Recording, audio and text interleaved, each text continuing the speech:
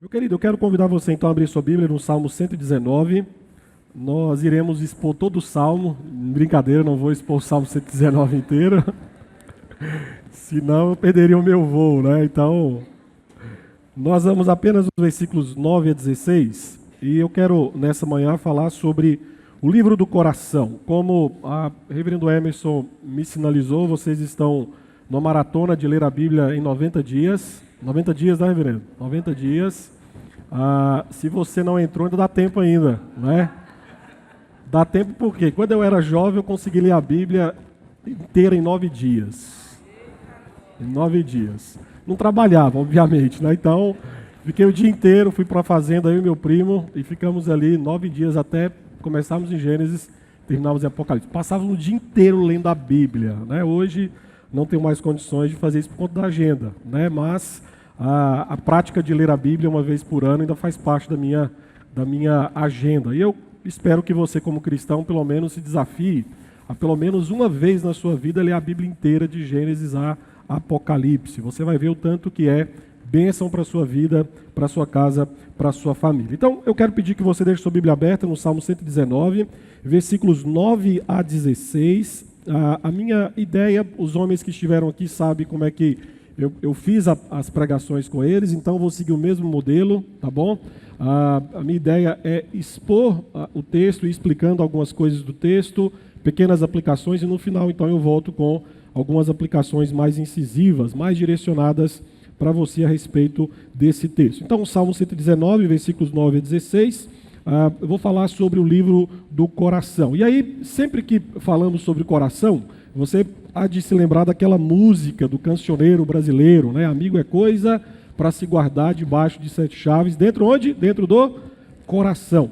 Meus irmãos, essa música reflete uma realidade em nossas vidas. Pessoas, coisas, eventos especiais são guardados dentro do nosso coração. São momentos, são pessoas tão especiais que guardá-los no coração é uma forma de não os esquecer. É uma forma de demonstrar apreço, de demonstrar valor. Então, nós podemos dizer a mesma coisa das Escrituras. Se tem algo que o cristão tem que guardar dentro do coração, é a palavra de Deus. E o Salmo 119 é, por excelência, o salmo que nos ensina que a Bíblia é o livro para se guardar debaixo de 7 chaves dentro do coração. Esse salmo é conhecido como aquilo que nós entendemos na poesia como um acróstico. Então você vai ter 8 versos em cada estrofe, e em cada estrofe, os 8 versos começam com a mesma letra do alfabeto hebraico. Então, por exemplo, todos os versos de 1 a 8 começam com a letra Aleph, que é a primeira letra do alfabeto hebraico. Versos 9 a 16, que nós iremos expor essa manhã, com a segunda letra, que é o Bef. E aí nós vamos seguir até 22 estrofes e 176 versos nesse ritmo. O uso do alfabeto inteiro aqui sinaliza a completude, ou seja, todo o vocabulário representa a integralidade da palavra do Senhor. E você vai ver que, de certa forma, o Salmo 119 é uma poesia que o salmista faz, demonstrando todo o seu amor pela palavra do Senhor, porque todos os versos do Salmo 119 exultam o amor que o salmista tem pela palavra do Senhor. E aí tem um dado interessante, porque em 169 desses versos, olha só, tem 176, em 169 você vai ver que o salmista faz alguma referência à palavra de Deus. Ele vai usar expressões como lei, testemunhos, preceitos, estatutos, mandamentos, regras, promessas, palavras. São todos termos que aparecem em 169 versos de 176 que você vai ter ali. Esses termos, eles são diferentes em seus significados, mas apontam para aquilo que ou Deus quer, ou Deus ordena, ou aquilo que Deus falou. Só que todos esses verbos, eles vão ter a mesma realidade, ou seja, a revelação de Deus em palavras escritas. E aí a segunda estrofe, que é o que nós iremos nos ater nessa manhã, é a letra Bef, que é a segunda letra do alfabeto hebraico. E olha só que coisa extraordinária. Sabe o que significa essa segunda letra no hebraico? Significa casa. Então, você vai ver que logo o pensamento maior da estrofe que nós iremos estudar essa manhã é literalmente tornar o nosso coração um lar para a palavra de Deus. Esse é o significado que eu quero que você saia daqui. Se você lê a segunda estrofe e você entender que a visão do salmista é que quando nós tivéssemos até acesso a essa poesia, nós pudéssemos lembrar que o nosso coração tem que ser um lar para guardar a palavra do Senhor. E por quê? E eu quero então te mostrar por quê nos versículos 9 a 11. Porque primeiro, a palavra do Senhor, ela é formativa. Olha o que diz o salmista nos versículos 9 a 11. De que maneira poderá o jovem guardar puro o seu caminho? Observando segundo a tua palavra. De todo o coração te busquei. Não me deixes fugir aos teus mandamentos. Guardo no coração as tuas palavras para não pecar contra ti. Aqui o salmista começa fazendo aquilo que é típico na literatura sapiensal. Uma pergunta para que logo depois ele venha então dar o seu argumento. Só que você está olhando e falando assim, pastor, eu não sou jovem, eu não sou jovem pro, não sou jovem max, né? Então esse texto não é para mim. Não. Tá? O conteúdo aqui da pergunta não significa necessariamente que o salmista era um jovem ou que ele está perguntando apenas para os jovens. Aqui ele está falando de modo geral e especificamente ele usa apenas a figura do jovem. Só que você vai ver que ele responde a sua pergunta dirigindo a atenção para o papel que a palavra de Deus exerce ao restringir o pecado na vida de quem tem a palavra do Senhor. Então, mais do que restringir o pecado, você vai ver que o salmista, eu quero que você observe o texto, ele diz que a palavra de Deus tem que ser observada. Essa palavra aqui, ela tem um sentido muito legal, que é o sentido de custódia, é o sentido de você prender. Então, ele está dizendo o seguinte, que a forma que você traz a palavra para você, ela vai literalmente formar o caráter santo do crente. O salmista aqui está descrevendo que o caminho para a pureza espiritual, para a pureza moral, exige a ocultação da palavra no coração, porque é a palavra de Deus que tem o poder de mudança interior. Então, ao estudar a palavra de Deus, ele diz que então que a palavra do Senhor vai purificar o seu coração. E aí, veja o que ele vai dizer no versículo 10. Versículo 10 ele faz um pedido. Ele fala, Senhor, não me deixes fugir. Aqui é no sentido de, Senhor, não me deixe andar fora do trilho que o Senhor traçou. O pedido do salmista é que a tua palavra faça com que eu não me desvie do caminho certo. Ou seja, o coração do salmista não se desviará do caminho, ou seja, pecar, se ele armazenar, como diz o versículo 11, a palavra de Deus em seu coração. Aqui o que o salmista passa para mim e para você é que a Bíblia é como um trilho seguro que conduz os nossos passos no rumo certo. E meu irmão, de fato, para não pecar, diz o salmista aqui, que ele precisa entesourar a palavra onde? Essa palavra se repete 3 vezes, em 3 versículos, que é o quê? No coração. Coração aqui, ele está literalmente dizendo que é o centro do seu ser. Ele está falando daquilo que é onde você toma as suas decisões. Ele está falando aqui onde os seus afetos são moldados e cultivados. Na linguagem poética, o coração é o centro administrativo da sua vida. Então perceba, ele está dizendo que a palavra de Deus, ela tem que ser custódia, guardada, entesourada. Aonde? No centro administrativo da sua vida, porque é lá que você toma as decisões, é lá que os seus afetos são calibrados. E ele está dizendo que seja a partir dos ensinos da palavra do Senhor. Volte os seus olhos para o versículo 11. Veja aí que o estudo das Escrituras tem como objetivo, então, nos levar a viver uma vida santa. Esse aqui é o interesse do salmista, para não pecar contra quem? contra Deus. Essa aqui é a lógica espiritual do Salmo. Quem ama, guarda. Quem guarda é moldado. E quem é moldado pela palavra resiste ao pecado. O salmista aqui está revelando para mim e para você que a palavra de Deus, ela é diretiva, normativa e formativa. As escrituras formam em nós um caráter santo. Por isso que a Bíblia não é apenas norma para se viver, mas a Bíblia também é um cinzel que nos forma. Por isso que você que é jovem, você que é velho, você que é casado, você que é solteiro, estudante, trabalhador, o caminho para a santidade não é apenas reformar os hábitos. Meus irmãos, reformar hábitos, qualquer fariseu faz. Mudança moral, qualquer pessoa faz. Eu tenho um filho, você tem filho, você sabe como que os nossos filhos, se nós os criarmos apenas por regras e não tratarmos do coração, eles se tornam excelentes manipuladores. Sim. As minhas filhas, por exemplo, elas sabem muito bem o que o papai e mamãe gostam. Meu irmão, você acha que ela faz e não faz porque o coraçãozinho dela está mandando? Não. Elas querem simplesmente agradar papai e mamãe. Então, você vai ver que a perspectiva, por exemplo, de Provérbios, é de uma disciplina que primeiro foca onde? No coração. Essa é a ideia do salmista.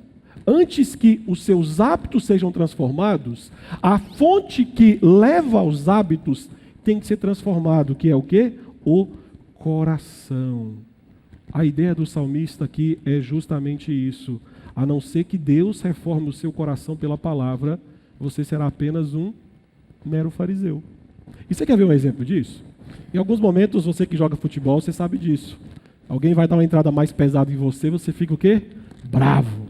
Aí você fala, é assim, né? Você vai entrar mais forte nele. Aí você briga, xinga, aí você fala assim, sabe uma coisa, pastor Emerson, resolvi o problema. Não vou jogar mais futebol. Não posso mais jogar futebol. Resolvi o problema. Não resolveu. Sabe por quê?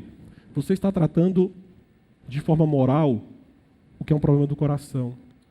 Então, a não ser que o seu coração seja transformado, você vai desaguar esse coração irado, é no trânsito, é em casa, é no trabalho, é com os filhos, é com a esposa.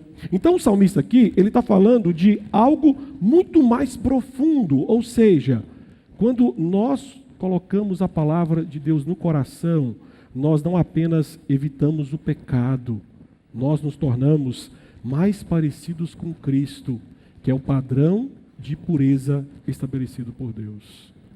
Então, entenda, a palavra tem que ser guardada porque ela é instrutiva, ela é formativa.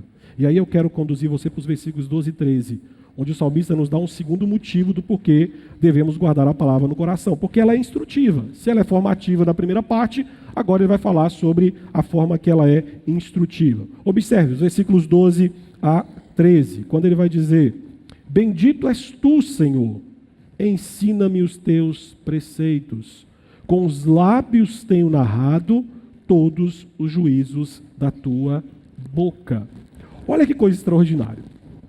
Guardar a palavra no coração é essencial. Só que o salmista fala que não é suficiente, porque é preciso entendê-la. E aí o versículo 12, você vai ver que ele une o louvor a Deus, o Deus da palavra, ao agir instrutivo de Deus por meio da palavra. Esse verbo que está aí, ensina-me, aqui ele coloca o peso lá na construção do hebraico, é como se fosse um aluno que quer aprender e se coloca diante de um mestre. Então, é como um estudante que entra na sala de aula com sede de aprender. Só que eu quero que você observe no texto, no versículo de número 12, que você vai ver que ele dirige o pedido para o professor. Quem que é o professor? Quem que é o professor? É o próprio Deus. Então, olha só, o salmista reconhece que sem a instrução divina não há uma correta compreensão da palavra. Isso aqui nos ensina que a Bíblia não é um livro como outro qualquer. Meus irmãos, estudar as Escrituras não é como você aprender química ou geografia, porque a Bíblia é a revelação especial de Deus e você só pode compreendê-la corretamente com a ajuda do próprio Deus. Então, o salmista aqui evidencia que nós não podemos entender a palavra de Deus, e aqui é no sentido espiritual mesmo, e portanto precisamos do próprio Deus para nos ensinar. Aí você fala, pastor, então eu não entendo nada, não vou ler a Bíblia. Não é isso. O salmista aqui está dizendo que precisamos ler a Bíblia. Essa é a nossa parte. Só que na dependência total do Espírito Santo, para iluminar o nosso coração. Paulo deixa claro isso lá na primeira carta aos Coríntios, capítulo 2, quando ele fala que as coisas espirituais se discernem espiritualmente. Nós estamos falando aqui da doutrina da iluminação do Espírito Santo. Meus irmãos, por exemplo, Mahatma Gandhi leu a Bíblia 200 vezes. Ele disse, eu li o Evangelho 200 vezes, mas morreu no hinduísmo. Aí você fala, mas como assim? Porque alguns teólogos brincam que a distância entre a salvação e a perdição, quanto à leitura da Bíblia, é de 5 centímetros, ou seja, da mente para o coração. Ele leu, mas a palavra não desceu para cá. O fato de ler e entender são duas coisas diferentes. Porque nós lemos a Bíblia, mas o fato dela descer para o coração e crermos e entendermos, o salmista está dizendo que isso é obra do Espírito Santo. Deus nos revela realidades espirituais através do seu Espírito. Deus, através do Espírito Santo, nos fala pela palavra. É por isso que, por exemplo, você vai ver que Lutero e Calvino diziam que a Bíblia sem o Espírito Santo é um livro fechado. E nós, sem o auxílio do Espírito Santo, somos leitores cegos.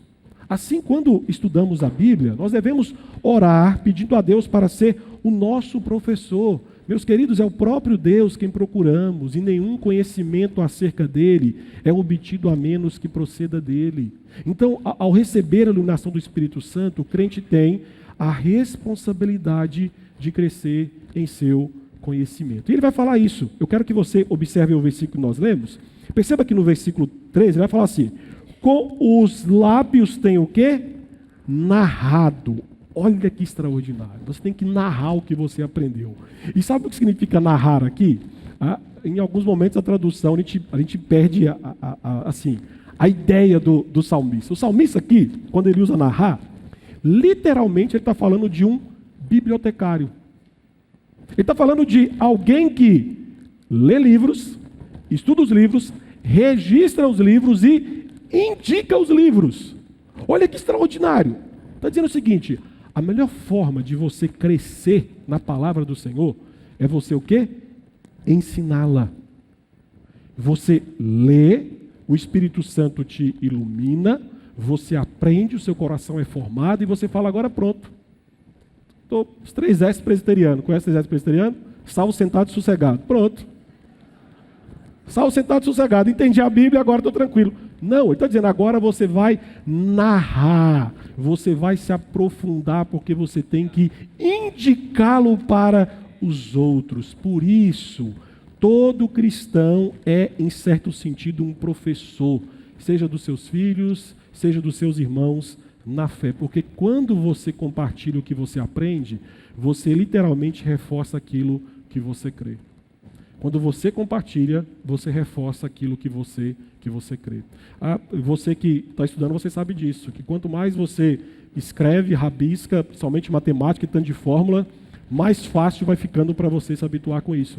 É assim que funciona a Bíblia para nós, meus irmãos. Quanto mais você estuda, quanto mais você compartilha, quanto mais você narra, mais você está reforçando aquilo que a palavra do Senhor de fato é para você, palavra de Deus. O salmista segue. Vamos lá, versículos 14 e 16. Ele nos dá aí um terceiro motivo do porquê que a palavra do Senhor tem que ser o livro do coração. Porque ela é estimada. E eu digo para os irmãos que essa parte aqui é a parte mais extraordinária do Salmo e ao mesmo tempo é aquela que mais vai doer em nós. Porque nós vamos ver o quão distante nós estamos do amor e apreço que o salmista demonstra que deveríamos ter pela palavra do Senhor. Olha o que ele vai dizer nos versículos 14 e 16, quando ele fala: mas me regozijo com o caminho dos teus testemunhos, mais me regozijo com o caminho dos teus testemunhos do que com todas as riquezas. Meditarei nos teus preceitos, e as tuas veredas terei respeito. Terei prazer nos teus decretos, não me esquecerei da tua palavra. Meus irmãos, a verdadeira espiritualidade sempre produz alegria. E aí, no caso do salmista, ele disse que essa alegria nasce do tesouro que ele encontrou na palavra do Senhor. Você consegue enxergar que para o salmista a Bíblia não é um fardo, mas a Bíblia é um prazer profundo, comparável à descoberta de um grande tesouro. Sabe quando você está assim, com a conta para pagar, aí você fala: rapaz, não tenho R$100 para pagar essa conta, estou apertado. Aí você coloca a mão no bolso e acha R$100. Você fala, dá um alívio, né? Você fica: nossa, eu não sabia que tinha esse dinheiro guardado aqui. Tesouro perdido. É isso que o salmista está dizendo. Ele está falando desse mesmo sentimento de alegria que ele tem ao se encontrar com a palavra do Senhor.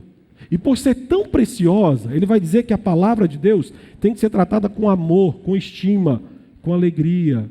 E de fato, você que está aqui, você sabe que aquilo que é precioso para você é motivo de alegria, é motivo de você dar grande valor. E aí, deixe-me fazer um contraponto com a nossa infeliz realidade.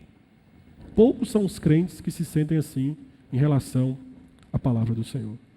Meus irmãos, eu tenho que ser sincero como pastor. Como alguns crentes, ouvir sermão parece mais como se sentar numa sala de espera do dentista do que no banquete. Quando o pastor começa a falar, parece aquele motorzinho do dentista que começa... Aí você fala, sermão, 30, 40 minutos. Estudar a Bíblia virou tarefa enfadonha, quase que uma obrigação religiosa. Isso é um sintoma de que o coração precisa reencontrar o valor da palavra.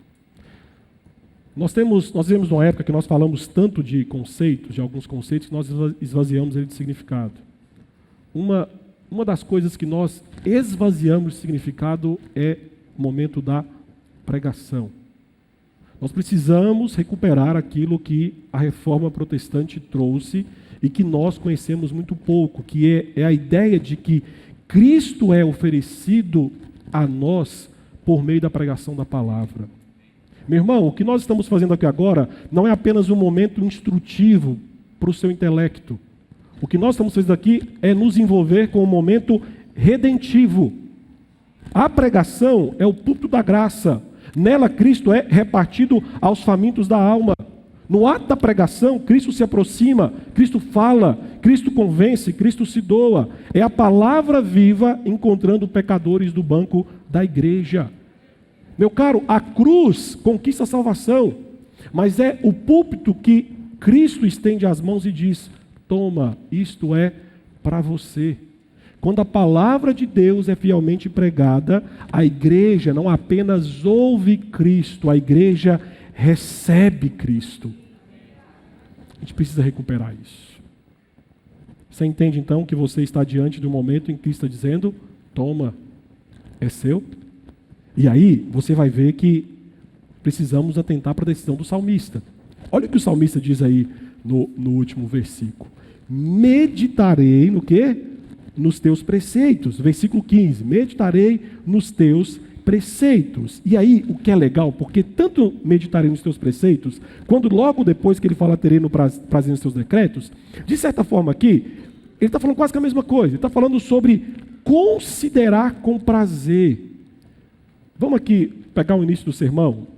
Sempre que nós relembramos pessoas e eventos que nos são preciosos, fazemos isso com prazer, não? Quando você, por exemplo, se lembra do nascimento do seu filho, da tristeza ou alegria? Da alegria. Quando você se lembra do seu casamento, quando você se lembra daquela sonhada promoção que você recebeu, quando você se lembra quando você comprou a sua primeira casa própria, ficamos felizes. O salmista aqui, quando fala sobre meditação, ele está falando sobre recordar com o que nos comprometemos. e em seguida revirar repetidamente em nossa mente para ver as implicações e aplicações mais completas da verdade. Lucas 2,19, nós temos um exemplo claro disso. Quando Maria ouvia as profecias a respeito do seu filho Jesus, diz Lucas que ela guardava todas essas coisas, meditando-as em seu coração. Meu querido, a Bíblia precisa voltar a ser o nosso livro de cabeceira, a nossa companhia diária, nossa fonte de prazer. Então, do mesmo jeito, quando alguém ouve uma música que traz boas memórias, nós devemos encontrar esse deleite ao nos lembrar daquilo que lemos na palavra do Senhor. Mas o ponto é, como que vamos nos lembrar se não lemos? Como que vamos lembrar se não lemos? E aí, veja o versículo 16. Traz aqui a resolução pessoal do salmista. Ele fala: terei prazer nos teus decretos. Aqui a palavra tem um sentido de encantamento. É como você olhar para algo com admiração. Admiração que? Renovada todos os dias. Prazer aqui aponta para a ideia de ficar encantado, a ponto de jamais negligenciar o estudo da Bíblia. De forma resumida, ele está dizendo: Senhor, eu quero continuamente me deliciar na tua palavra. Você que está aqui nessa manhã ama a palavra de Deus? Se dizemos que amamos a palavra, só que na prática, diariamente, frequentemente, deixamos em segundo plano. Meus irmãos, se não formos intencionais, o estudo da Bíblia será sempre adiado. Então, entenda uma coisa, você precisa priorizar aquilo que forma e alimenta a sua alma, que é a palavra do Senhor. E aí, veja como que o salmista diz isso. Ele termina dizendo, ele faz um compromisso futuro contínuo, quando ele diz aqui: Senhor, eu não quero me esquecer da tua palavra, não me esquecerei da tua palavra. Aqui, ele não está falando que talvez ele se lembre, que ele vai tentar. Aqui existe uma ideia, um perfeito, no qual ele está dizendo: Senhor, eu me comprometo continuamente a não me esquecer. Você está sendo colocado diante de uma alma que está resolutamente decidida a manter a centralidade das Escrituras na sua vida, mesmo quando as pressões da vida tentam roubar o seu foco. Meu querido, eu sei que você vive uma vida barulhenta e corrida. Eu sei que há mil coisas gritando por sua atenção. Então, se você não for intencional, o prazer da Bíblia será substituído por distrações. É por isso que o salmista, então, aqui nos convida a deliciarmos nas Escrituras, não como um dever árido, mas como algo que é prazeroso, delicioso para a nossa alma. Porque a Bíblia, quando é amada e estimada, a Bíblia transforma o nosso coração e renova a nossa alegria. Eu vou testemunhar para você que eu gosto muito de visitar os idosos da igreja. E meus irmãos, alguns idosos, eles me deixam assim constrangidos, porque em alguns momentos você sai de casa para tentar consolá-los. Está doente, não consegue ir para a igreja, às vezes não tem a família tão presente, às vezes se sente abandonado. E você chega e começa a conversar com esses irmãos, você não encontra tristeza neles. Aí você fala: qual que é o segredo? O segredo é o prazer que eles sentem na palavra do Senhor. A palavra de Deus gera alegria no nosso coração em um mundo que constantemente coloca tristeza diante de nós. Então, pode ser que a sua tristeza não seja o que os outros estão fazendo. A sua tristeza seja porque você não tem entesourado a palavra de Deus no seu coração. Porque quando ela está lá, e ela é interessante porque durante o Salmo, se você der sequência na leitura, você vai ver que o salmista o tempo inteiro, ele fala sobre aflição, ele fala sobre dor, ele fala sobre aquilo que está machucando a vida dele, mas o tempo inteiro o tom dele é: aquilo que me traz alegria é a palavra entesourada no meu coração. Nesse mundo triste, eis aí o antídoto, para que você possa ter um coração alegre e festivo. A palavra de Deus guardada no seu coração. E eu quero partir para o final, e deixe-me aqui trazer 3 aplicações para nós nessa manhã. E eu quero fazer em forma de pergunta. Primeiro, qual é a condição do seu coração, a sua casa? Essa estrofe aqui é direcionada ao coração, como sendo uma casa que tem como morador principal a palavra de Deus. Além disso, como você percebeu na exposição, a palavra é o antídoto para o pecado. Então, a ideia do salmista é que a palavra de Deus é quem molda o nosso coração de forma santa. Somente Deus pode purificar o coração. E Ele faz por meio da sua palavra. Então a Bíblia, com a ação do Espírito Santo, é o agente purificador de Deus para o pecado. E sem a Bíblia nós nunca viveremos vidas santas. Jesus, lá em João 15:3, falou isso aos seus discípulos: vós já estáis limpos pela palavra que vos tenho falado. Ele também orou em favor dos seus discípulos, dizendo: santifica-os na verdade, a tua palavra é a verdade. Meus irmãos, a Bíblia, quando penetra o coração dos homens, ela julga e o sentencia. Ela convence, ela converte, ela dá sabedoria, ela dá consolo. O seu poder de operar mudança nos homens é a prova de que ela é a revelação de Deus.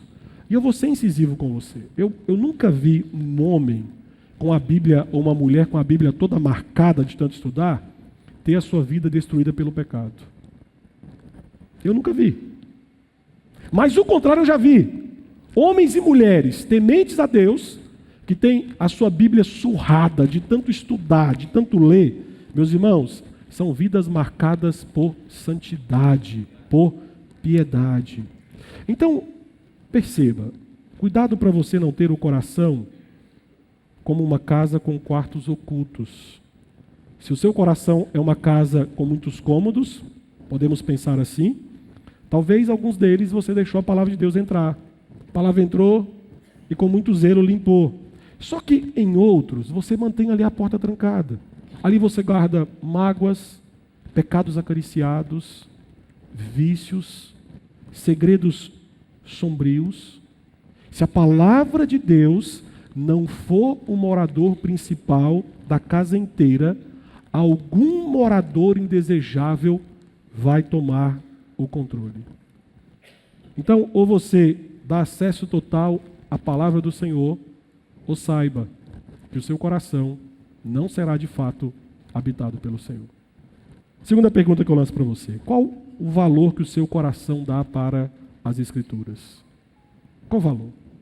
O salmista não consegue falar da palavra de Deus, pelo menos nesse salmo, sem demonstrar suas emoções, a sua felicidade. E ele descreve que ela é por demais preciosa para ele, bem mais do que ricos tesouros. Na verdade, a palavra é o seu tesouro precioso. E aqui eu tenho que lançar para você esses questionamentos. Será que nós temos o mesmo apreço pelas Escrituras? Será que existe prazer em nosso coração em ter um exemplar da Bíblia em casa? Nós nos alegramos em poder ter a Bíblia no nosso idioma e lê-la?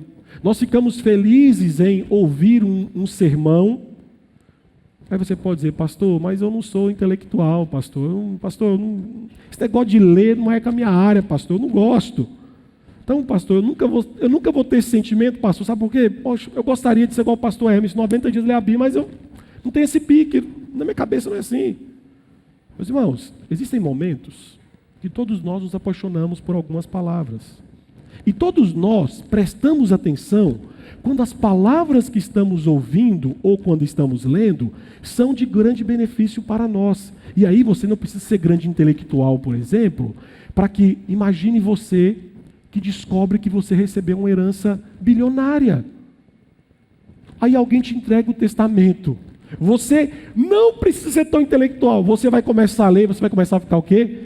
Feliz. Nossa, ganhei 1 bilhão na minha conta, que bênção, que maravilha. Ou se um advogado lê para você esse testamento, aquelas palavras vão cativar o seu coração e você vai abrir um sorriso gigantesco. Aquelas palavras te darão alegria, não? Você não será envolvido por ela? Ou, posso ir para outro extremo. Você está andando por algum lugar e você lê uma mensagem do tipo: perigo, não ultrapasse. Ou mais ainda, nós temos prazer em ler histórias sobre nós ou sobre aqueles que nós amamos.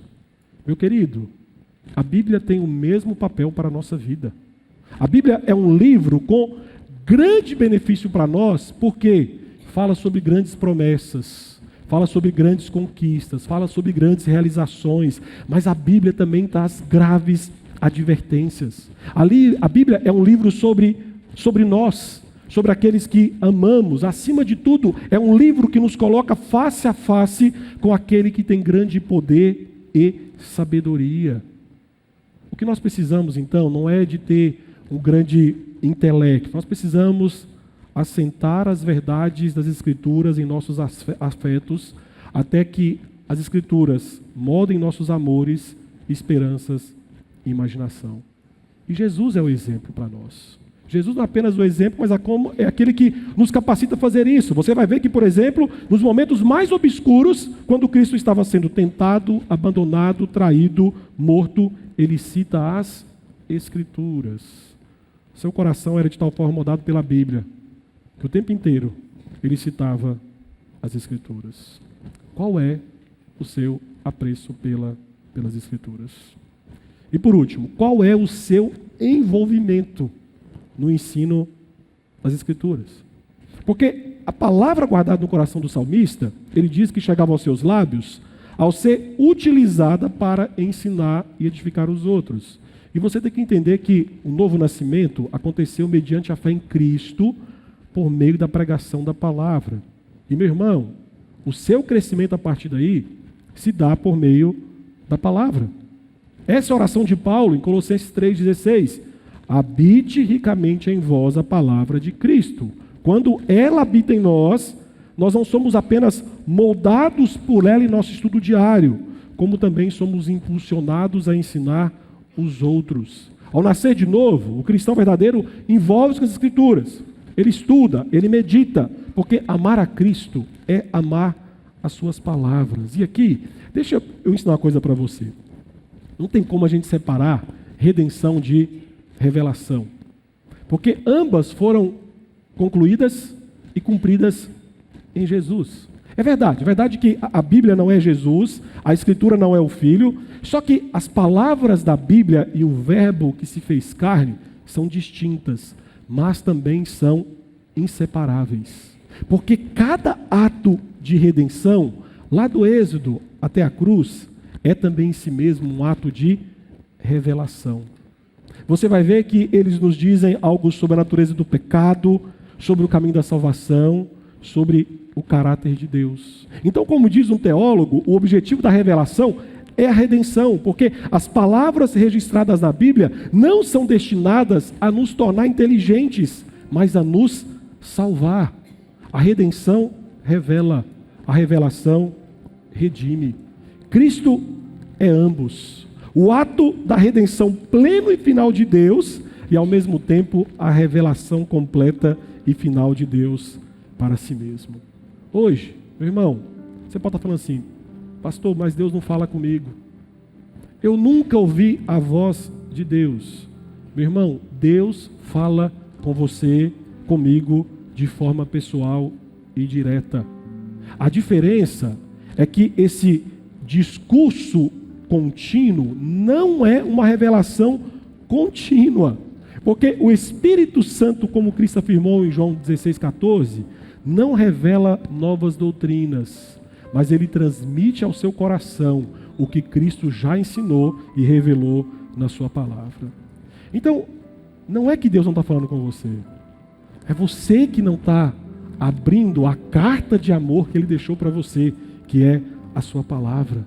Então, não há nenhuma palavra de Deus dita a nós hoje que não esteja revelada em sua palavra. Por isso, se nós queremos crescer nas palavras de Cristo e queremos que elas habitem ricamente em nós, precisamos nos envolver com o estudo e com o ensino das Escrituras.